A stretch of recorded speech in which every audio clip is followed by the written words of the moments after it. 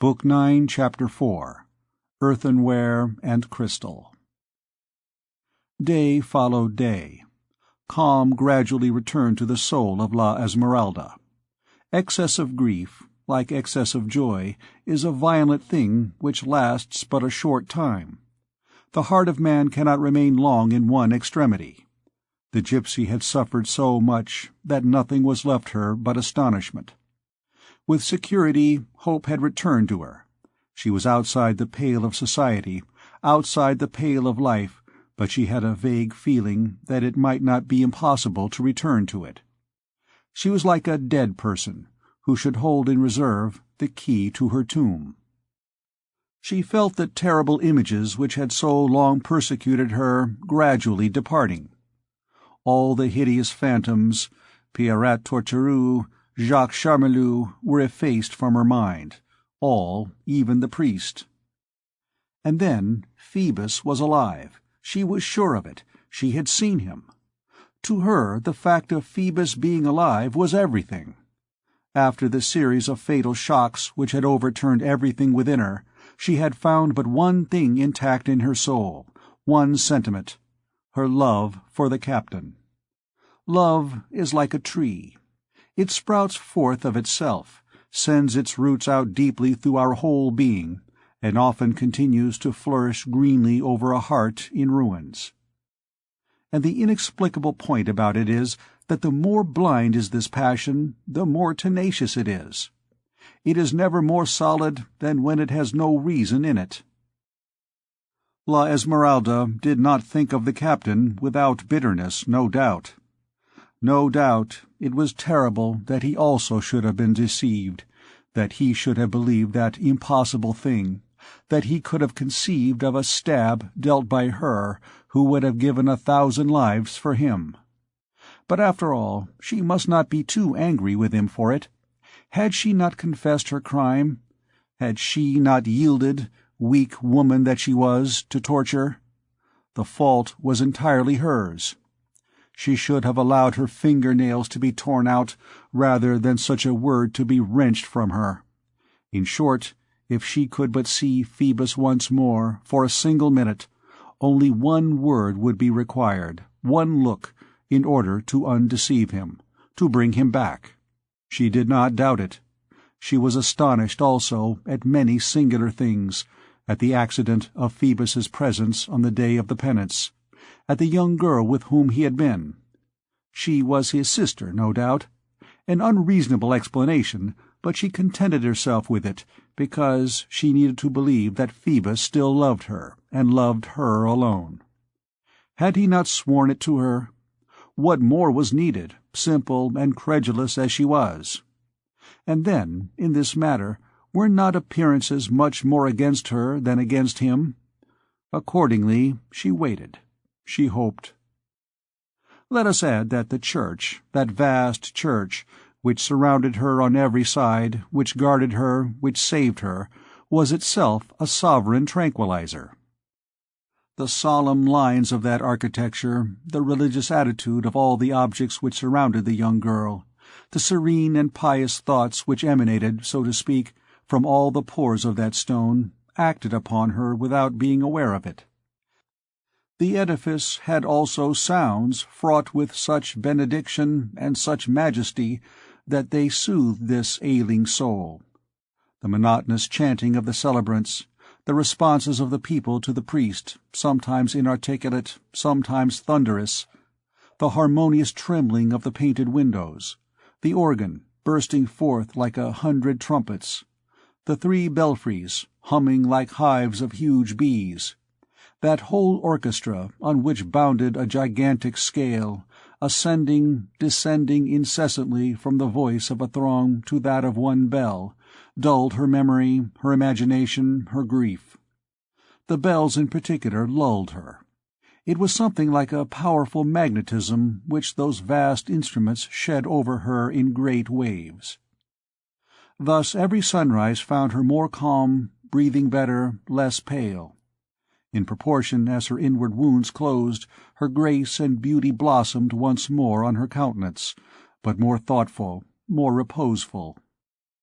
Her former character also returned to her, somewhat even of her gaiety, her pretty pout, her love for her goat, her love for singing, her modesty. She took care to dress herself in the morning in the corner of her cell, for fear some inhabitants of the neighboring attics might see her through the window. When the thought of Phoebus left her time, the gypsy sometimes thought of Quasimodo. He was the sole bond, the sole connection, the sole communication which remained to her with men, with the living. Unfortunate girl, she was more outside the world than Quasimodo. She understood not in the least the strange friend whom chance had given her. She often reproached herself for not feeling a gratitude which should close her eyes, but decidedly she could not accustom herself to the poor bell-ringer. He was too ugly. She had left the whistle which he had given her lying on the ground. This did not prevent Quasimodo from making his appearance from time to time during the first few days. She did her best not to turn aside with too much repugnance when he came to bring her basket of provisions or her jug of water, but he always perceived the slightest movement of this sort, and then he withdrew sadly. Once he came at the moment when she was caressing Jolly. He stood pensively for several minutes before this graceful group of the goat and the gypsy. At last he said, shaking his heavy and ill-formed head, "My misfortune is that I still resemble a man too much. I should like to be wholly a beast like that goat." She gazed at him in amazement. He replied to the glance, "Oh, I well know why," and he went away. On another occasion he presented himself at the door of the cell, which he never entered, at the moment when La Esmeralda was singing an old Spanish ballad, the words of which she did not understand, but which had lingered in her ear because the gypsy women had lulled her to sleep with it when she was a little child. At the sight of that villainous form which made its appearance so abruptly in the middle of her song, the young girl paused with an involuntary gesture of alarm. The unhappy bell-ringer fell upon his knees on the threshold, and clasped his large, misshapen hands with a suppliant air. "Oh," he said sorrowfully, "continue, I implore you, and do not drive me away." She did not wish to pain him, and resumed her lay, trembling all over. By degrees, however, her terror disappeared, and she yielded herself wholly to the slow and melancholy air which she was singing. He remained on his knees, with hands clasped, as in prayer, attentive, hardly breathing, his gaze riveted upon the gypsy's brilliant eyes.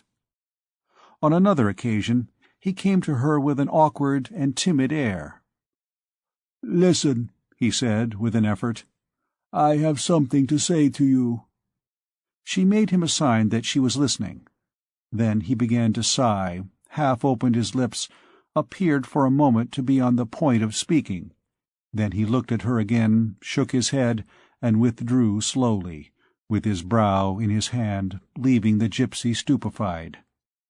Among the grotesque personages sculptured on the wall, there was one to whom he was particularly attached, and with which he often seemed to exchange fraternal glances. Once the gypsy heard him saying to it, "Oh, why am not I of stone, like you?"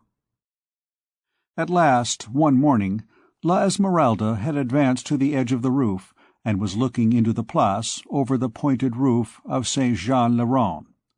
Quasimodo was standing behind her. He had placed himself in that position in order to spare the young girl, as far as possible, the displeasure of seeing him. All at once the gypsy started. A tear and a flash of joy gleamed simultaneously in her eyes. She knelt on the brink of the roof and extended her arms towards the Place with anguish, exclaiming, "Phoebus, come, come! A word, a single word in the name of heaven! Phoebus, Phoebus!"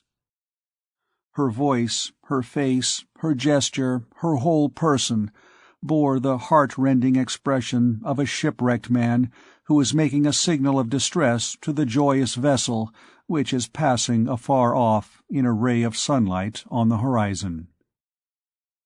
Quasimodo leaned over the Place and saw that the object of this tender and agonizing prayer was a young man, a captain, a handsome cavalier, all glittering with arms and decorations, prancing across the end of the Place and saluting with his plume a beautiful lady who was smiling at him from her balcony. However, the officer did not hear the unhappy girl calling him. He was too far away. But the poor deaf man heard.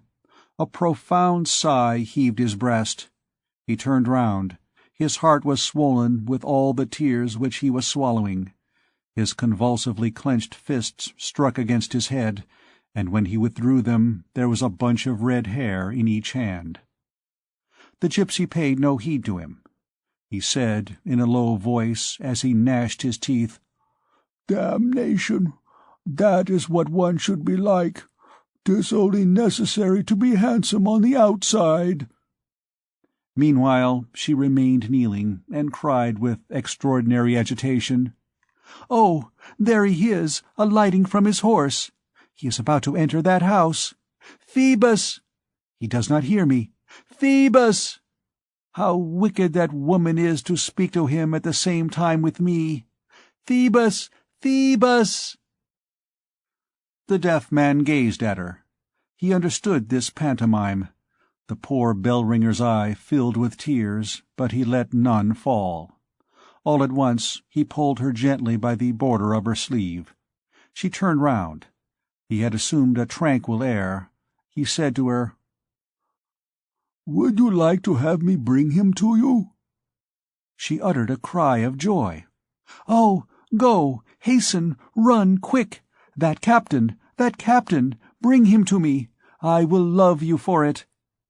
She clasped his knees. He could not refrain from shaking his head sadly. "I will bring him to you," he said in a weak voice. Then he turned his head and plunged down the staircase with great strides, stifling with sobs. When he reached the Place, he no longer saw anything except the handsome horse hitched at the door of the Gondolier house. The captain had just entered there. He raised his eyes to the roof of the church. La Esmeralda was there in the same spot, in the same attitude. He made her a sad sign with his head. Then he planted his back against one of the stone posts of the Gondolier porch, determined to wait until the captain should come forth. In the Gondolier house it was one of those gala days which precede a wedding. Quasimodo beheld many people enter, but no one come out. He cast a glance towards the roof from time to time. The gypsy did not stir any more than himself. A groom came and unhitched the horse, and led it to the stable of the house.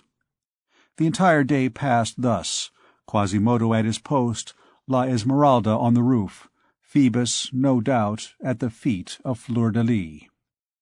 At length night came, a moonless night, a dark night. Quasimodo fixed his gaze in vain upon La Esmeralda. Soon she was no more than a whiteness amid the twilight. Then nothing. All was effaced, all was black. Quasimodo beheld the front windows from top to bottom of the Gondolier mansion illuminated. He saw the other casements in the Place lighted one by one. He also saw them extinguished to the very last, for he remained the whole evening at his post. The officer did not come forth. When the last passers-by had returned home, when the windows of all the other houses were extinguished, Quasimodo was left entirely alone, entirely in the dark. There were at that time no lamps in the square before Notre Dame. Meanwhile, the windows of the Gondolier mansion remained lighted, even after midnight. Quasimodo, motionless and attentive, beheld a throng of lively, dancing shadows pass athwart the many-colored painted panes. Had he not been deaf, he would have heard more and more distinctly, in proportion as the noise of sleeping Paris died away, a sound of feasting, laughter, and music in the Gondolier mansion. Towards 1 o'clock in the morning the guests began to take their leave. Quasimodo, shrouded in darkness, watched them all pass out through the porch illuminated with torches. None of them was the captain. He was filled with sad thoughts. At times he looked upwards into the air, like a person who is weary of waiting. Great black clouds, heavy, torn, split, hung like crape hammocks beneath the starry dome of night. One would have pronounced them spiders' webs of the vault of heaven. In one of these moments he suddenly beheld the long window on the balcony, whose stone balustrade projected above his head, open mysteriously. The frail glass door gave passage to two persons, and closed noiselessly behind them. It was a man and a woman. It was not without difficulty that Quasimodo succeeded in recognizing in the man the handsome captain, in the woman the young lady whom he had seen welcome the officer in the morning from that very balcony. The place was perfectly dark, and a double crimson curtain which had fallen across the door the very moment it closed again allowed no light to reach the balcony from the apartment. The young man and the young girl, so far as our deaf man could judge, without hearing a single one of their words, appeared to abandon themselves to a very tender tete-a-tete. The young girl seemed to have allowed the officer to make a girdle for her of his arm, and gently repulsed a kiss. Quasimodo looked on from below at this scene, which was all the more pleasing to witness, because it was not meant to be seen. He contemplated with bitterness that beauty, that happiness. After all, nature was not dumb in the poor fellow, and his human sensibility, all maliciously contorted as it was, quivered no less than any other. He thought of the miserable portion which Providence had allotted to him. That woman and the pleasure of love would pass forever before his eyes, and that he should never do anything but behold the felicity of others. But that which rent his heart most in this sight, that which mingled indignation with his anger, was the thought of what the gipsy would suffer could she behold it. It is true that the night was very dark, that La Esmeralda, if she had remained at her post, and he had no doubt of this, was very far away, and that it was all that he himself could do to distinguish the lovers on the balcony. This consoled him. Meanwhile, their conversation grew more and more animated. The young lady appeared to be entreating the officer to ask nothing more of her. Of all this Quasimodo could distinguish only the beautiful clasped hands, the smiles mingled with tears, the young girl's glances directed to the stars, the eyes of the captain lowered ardently upon her. Fortunately, for the young girl was beginning to resist but feebly, the door of the balcony suddenly opened once more, and an old dame appeared. The beauty seemed confused. The officer assumed an air of displeasure, and all three withdrew. A moment later, a horse was champing his bit under the porch, and the brilliant officer, enveloped in his night-cloak, passed rapidly before Quasimodo. The bell-ringer allowed him to turn the corner of the street, then he ran after him with his ape-like agility, shouting, "Hey there, Captain!" The captain halted. "What wants this knave with me?" he said, catching sight through the gloom of that hip-shot form which ran limping after him. Meanwhile Quasimodo had caught up with him, and had boldly grasped his horse's bridle. "Follow me, Captain. There is one here who desires to speak with you." "Corne meum," grumbled Phoebus. "Here's a villainous ruffled bird, which I fancy I have seen somewhere. Hola, master, will you let my horse's bridle alone?" "Captain," replied the deaf man, "do not ask me who it is." "I tell you to release my horse," retorted Phoebus impatiently. "What means the knave by clinging to the bridle of my steed? Do you take my horse for a gallows?" Quasimodo, far from releasing the bridle, prepared to force him to retrace his steps. Unable to comprehend the captain's resistance, he hastened to say to him, "Come, Captain, 'tis a woman who is waiting for you." He added with an effort, "A woman who loves you." "A rare rascal," said the captain, "who thinks me obliged to go to all the women who love me, or say they do. And what if, by chance, she should resemble you, you face of a screech-owl? Tell the woman who has sent you that I am about to marry, and that she may go to the devil." "Listen!" exclaimed Quasimodo, thinking to overcome his hesitation with a word. "Come, Monsignor, 'tis the gypsy whom you know." This word did indeed produce a great effect on Phoebus, but not of the kind which the deaf man expected. It will be remembered that our gallant officer had retired with Fleur-de-Lis several moments before Quasimodo had rescued the condemned girl from the hands of Charmilou. Afterwards, in all his visits to the Gondelaurier mansion, he had taken care not to mention that woman, the memory of whom was, after all, painful to him. And on her side, Fleur-de-Lis had not deemed it politic to tell him that the gypsy was alive. Hence, Phoebus believed poor Similar to be dead, and that a month or two had elapsed since her death.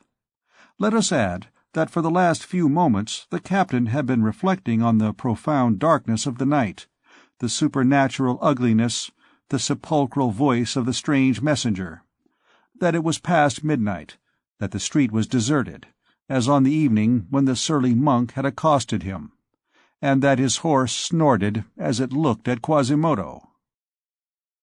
"The gypsy!" he exclaimed, almost frightened. "Look here, do you come from the other world?" And he laid his hand on the hilt of his dagger. "Quick, quick!" said the deaf man, endeavoring to drag the horse along. "This way!" Phoebus dealt him a vigorous kick in the breast. Quasimodo's eye flashed.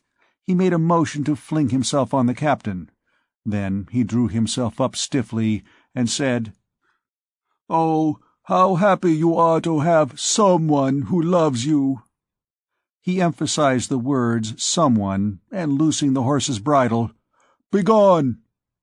Phoebus spurred on in all haste, swearing.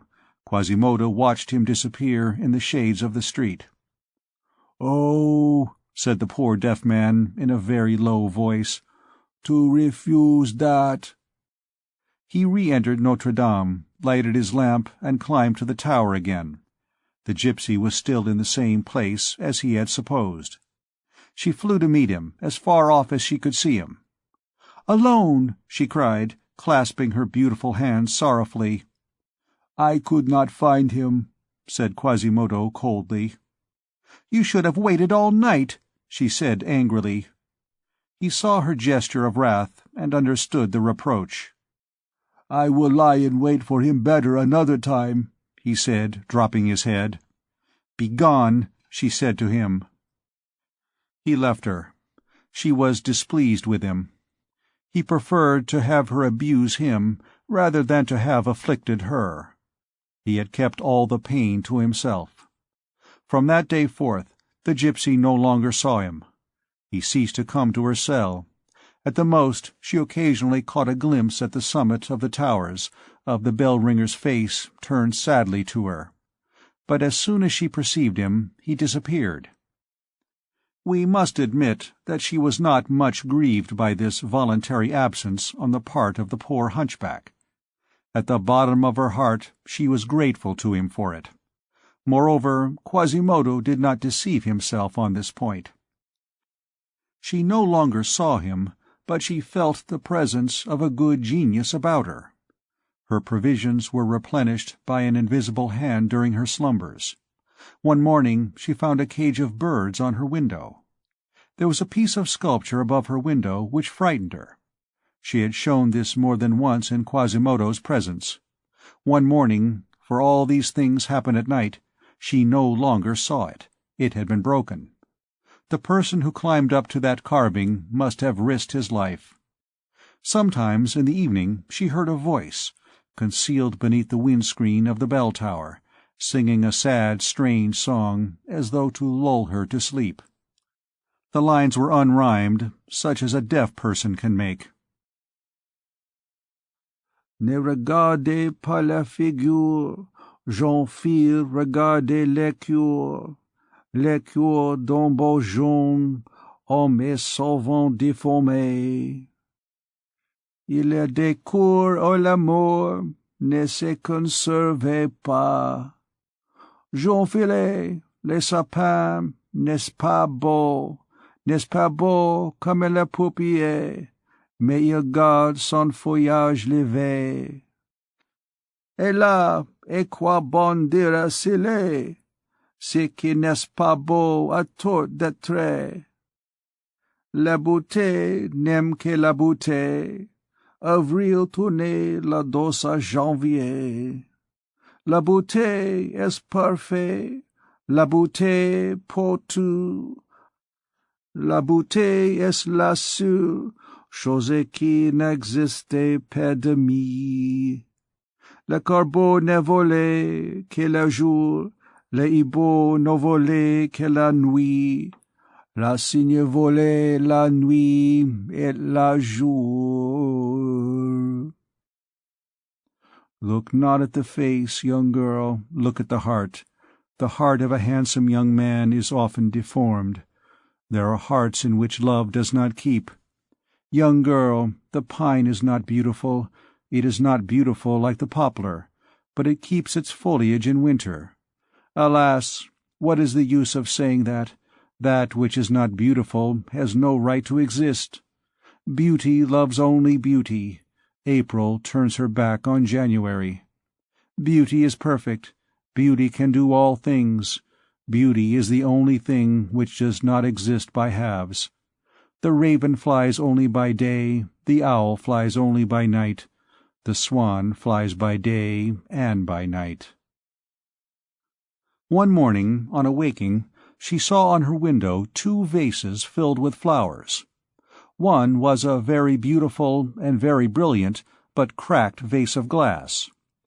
It had allowed the water with which it had been filled to escape, and the flowers which it contained were withered. The other was an earthenware pot, coarse and common, but which had preserved all its water, and its flowers remained fresh and crimson. I know not whether it was done intentionally, but La Esmeralda took the faded nosegay and wore it all day long upon her breast. That day she did not hear the voice singing in the tower. She troubled herself very little about it. She passed her days in caressing Jolly, in watching the door of the Grand Delorier house, in talking to herself about Phoebus, and in crumbling up her bread for the swallows. She had entirely ceased to see or hear Quasimodo. The poor bell-ringer seemed to have disappeared from the church. One night, nevertheless, when she was not asleep, but was thinking of her handsome captain, she heard something breathing near her cell. She rose in alarm, and saw by the light of the moon a shapeless mass lying across her door on the outside. It was Quasimodo asleep there upon the stones.